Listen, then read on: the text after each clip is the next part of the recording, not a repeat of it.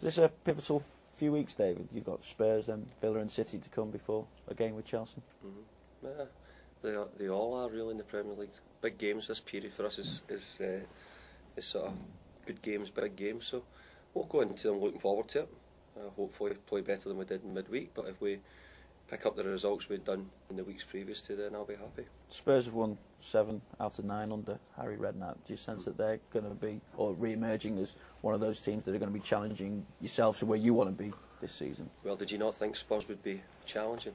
Because if you didn't, then there must have been something wrong with you. With the squad of players they've got and the finances they've spent, of course. But I have to say Harry's gone in there and changed it when they weren't doing so well. But I think MD who didn't think Spurs were a top 6, top 7 team, weren't in this planet, that's for sure. Just, did you expect it to be so quick under Harry, the turnaround, when you consider how they started this season? I expected them to do it at the start of the season with the players they had available to them.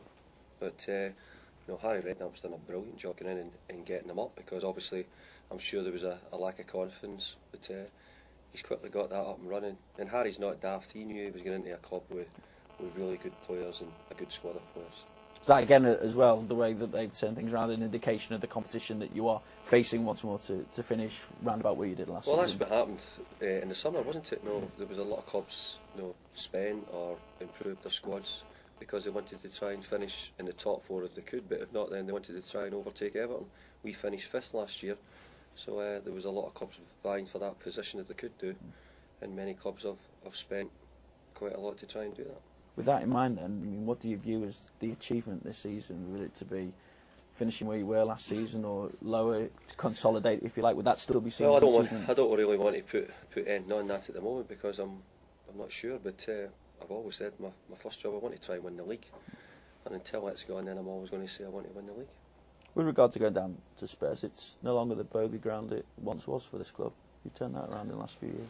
Well, I hope that's the case, and don't say it too loudly. David, just finally then, I'm sure you'd have rather have played in Europe in the week, but the fact that you didn't have a game, could that be an advantage this weekend? Or?